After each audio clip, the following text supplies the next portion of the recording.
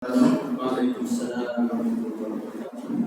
A'udzubillahi minasyaitonir rajim. Bismillahirrahmanirrahim. Rabbi shrah li sadri wa yassir li amri lisani yafqahu qawli. Kami hormati Ustaz Hasan Usman Hafiz, dan kami hormati Bapak-bapak, Ibu-ibu majelis studi dan rahmati Allah. Puji dan syukur kita banyak Allah Subhanahu wa taala yang telah memberikan kita nikmat kesehatan dan kesempatan telah melaksanakan sholat maghrib berjamaah dan diteruskan dengan majelis taklim disampaikan oleh Ustaz Hasan dan Hasan Usman dalam tema Tauhid. Salawat serta salam tercurahkan pada junjungan kita Nabi Muhammad sallallahu alaihi wasallam serta keluarganya, sahabatnya, pengikutnya hingga akhir zaman. Adapun sebelum kita mulai kita baca surah Al-Fatihah bersama-sama. Al-Fatihah kepada Nabi Muhammad sallallahu alaihi wasallam wa ala alihi wa sahbihi wa sallam wa Al-Fatihah. A'udzubillahi minasyaitonir rajim. Bismillahirrahmanirrahim. Alhamdulillahirabbil alamin arrahmanir rahim maliki yaumiddin. Iyyaka na'budu wa iyyaka nasta'in ihdinas siratal mustaqim siratal ladzina an'amta 'alaihim ghairil maghdubi 'alaihim waladdallin. Assalamualaikum warahmatullahi wabarakatuh.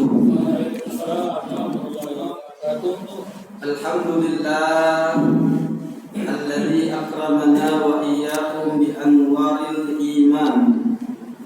Wassalatu wassalamu ala sayyidina wa maulana Muhammadinil Mustafa sayyidil aqwan alladzi akramahu bil furqan wa ala alihi wa sahbihi wa tabi'ina lahum bi ihsan ila yaumil wuqufi baina yaday malikid dayan. Subhanaka la ilma lana illa ma 'allamtana innaka antal alimul hakim. Rabbi shrah li sadri wa yassir li amri wahlul 'uqdatam min lisani yafqahu qawli. Amma ba'du. Bapak-bapak, ibu-ibu, saudara-saudari, para jamaah Anggar Surya yang mudah-mudahan kebersamaan kita pada malam hari ini dilimpahi oleh Allah keberkahan, pandangan rahmat dan kasih sayang darinya. Amin ya rabbal alamin. Terutama mari bersama kita panjatkan puja dan puji syukur kita atas kehadiran Allah Subhanahu wa taala yang pada malam hari ini kembali mengumpulkan kita untuk dimuliakan seluruh anggota tubuh kita dengan menyibukkan diri dengan amalan yang paling dicintainya, yang tidak lain adalah sama-sama kita membahas seputar masalah ilmu tauhid. Tentunya kita berharap kepada Allah apa yang kita gawikan ini diterima di sisi Allah sebagai amal ibadah yang kelak kita akan petik buah dan hasilnya saat kita berjumpa dengan Allah di negeri akhirat kelak. Dan ilmu yang kita dapatkan menjadi ilmu yang bermanfaat, semakin mendekatkan diri kita kepada Allah, menjadikan kita bertambah kualitas keimanan dan ketakwaan. Dan akhirnya kita harapkan diberikan keridhaan kepada kita, keridhaan di dunia maupun keridhaan di akhirat yang Allah lambangkan dengan surganya. Amin ya rabbal alamin. Salawat serta salam selalu tercurah kepada junjungan kita Nabi besar Muhammad sallallahu alaihi wasallam serta para keluarga, sahabat, kerabat dan seluruh pengikut-pengikut beliau hingga akhir zaman. Bapak Ibu, saudara-saudari rahimahullah, pada pertemuan yang lalu kita sudah membahas tentang perkataan pengarang Al-Imam Ibnu Athaillah dalam kitab Al-Hikam, yaitu kebaikan amal yang dikerjakan oleh seorang hamba yang Allah sebutkan di dalam surat Tabarak, ayyukum ahsanu amala, yang Allah ciptakan kematian, Allah ciptakan kehidupan untuk nak nengok, nak menguji kalian siapa di antara kalian yang paling bagus amalnya. itu tidak lain adalah dari buah bagusnya keadaan diri kita, keadaan hati kita sama Allah Subhanahu wa ta'ala. Dan keadaan diri serta hati kita dikatakan oleh pengarang itu juga buah dari bagusnya kita memposisikan diri pada maqam inzal, posisi yang dimana kita merasa bahwa kita ini benar-benar adalah hamba-Nya Allah Subhanahu wa ta'ala. Jadi dari sini kita diajarkan untuk terutama memperbagusi penghambaan diri, yang kemudian Allah niscaya akan perbagusi keadaan hati dan diri kita, yang kemudian dari situlah akan mudah bagi kita untuk mempersembahkan ibadah yang terbaik. Tetapi selagi seorang itu menyepelekan kedudukan dia sebagai hamba-Nya Allah, bahkan sebagian manusia tidak merasa bahwa dia itu punya Tuhan, dia itu punya tujuan hidup, yang mana tujuan hidupnya dari Tuhan dia yang menciptakan dia adalah untuk beribadah.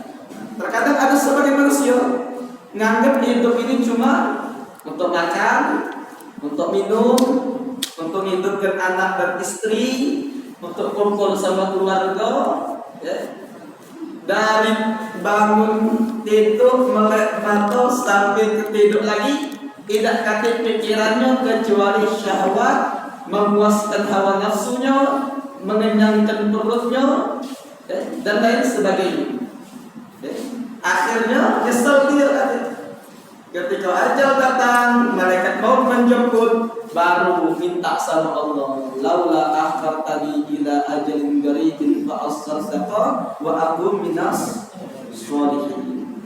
Seandainya engkau ya Allah tangguhkan, menentukan ajalku, kematian ini walaupun bentar, aku pengen nak sedekah dan jadi orang yang soleh, baru nak ibadah, baru nak masuk langgar, baru nak kerjakan sholat, baru nak pengen ini pengen itu, pokoknya aku kalau hidup lagi itu pengen jadi wong soleh, jadi wali.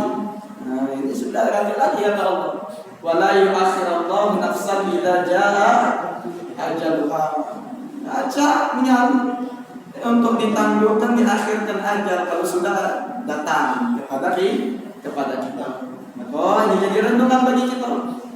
Dan jangan sampai dengan keterbiasaan kita untuk menyamankan syahwat, hawa nafsu, sehingga kita lupa bahwa kita ini adalah hamba-Nya Allah Subhanahu wa ta'ala, bukan hamba dari hawa nafsu, bukan bertuhan kepada syahwat, ya, karena memang ini Allah Subhanahu wa ta'ala sebutkan di dalam Al-Quran, fattakhadha ilahahu hawa, kata Allah. Atau wong yang disesatkan oleh Allah, wong yang dimurkai oleh Allah itu Allah jadikan Tuhan dia syahwatnya dia, sehingga apapun yang dia lakukan untuk syahwat.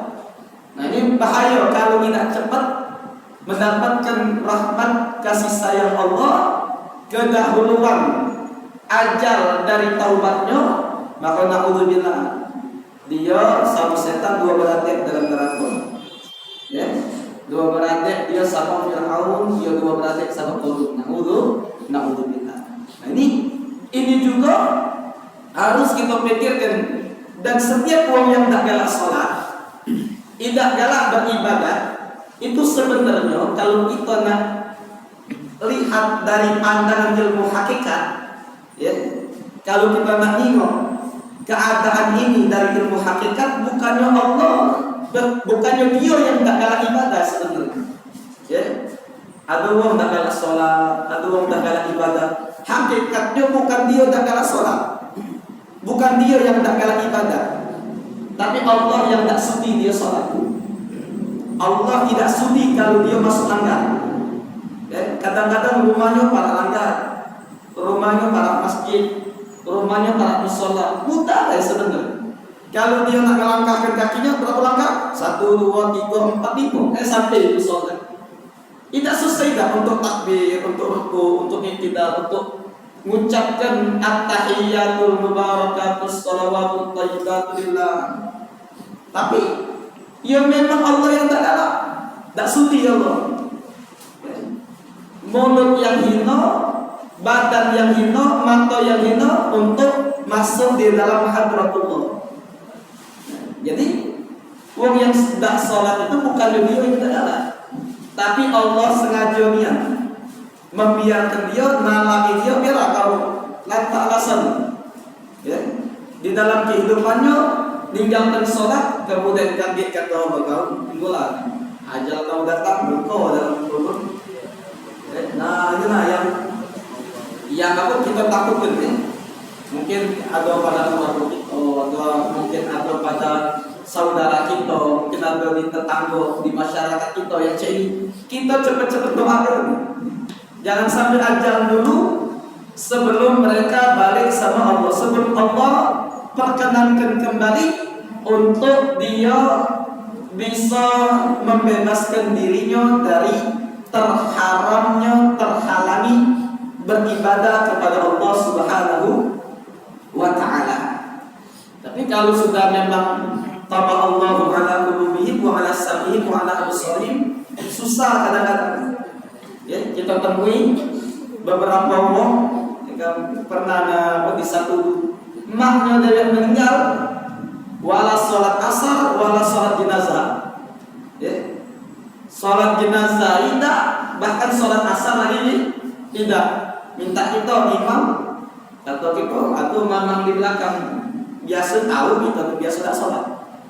Biasa tak sholat kalau baik maknya meninggal dia jadi sholat pasti belakang tak aktif mamang ni kelar sholat asar anak-anaknya mana anaknya tadi sedang merokok Ustaz di depan sholat.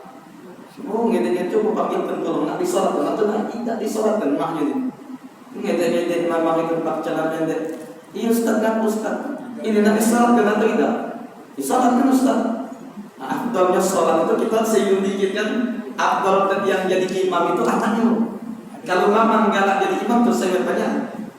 Tidak Ustaz, tidak Ustaz. Akhirnya pokoknya sudah. Kalau tidak galak sholat jenazah sudah. Kamu jadi imam di belakang sini untuk terakhir kali nyolatkan mati. Bisa tidak? Aku tidak sholat. Tiba apa? Lagi ada orang. Nah, dan sudah kata orang. Yang penting sudah nyampe.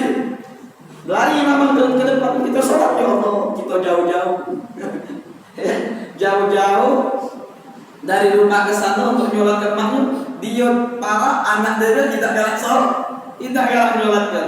Nah ini ya, sebenarnya bisa ini sholat tadi. Ya sudah untuk terakhir mungkin kalau di lain waktu kan tidak sholat mungkin ya ini dia antar dia sama Allah. Tapi ini mungkin dia malu kalau gitu. Mata imam aku meninggal pada dalam sholat.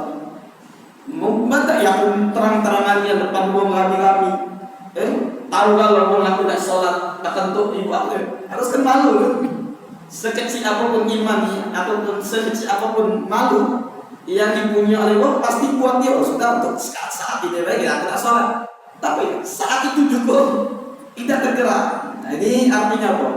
Artinya memang innal huda hudallah.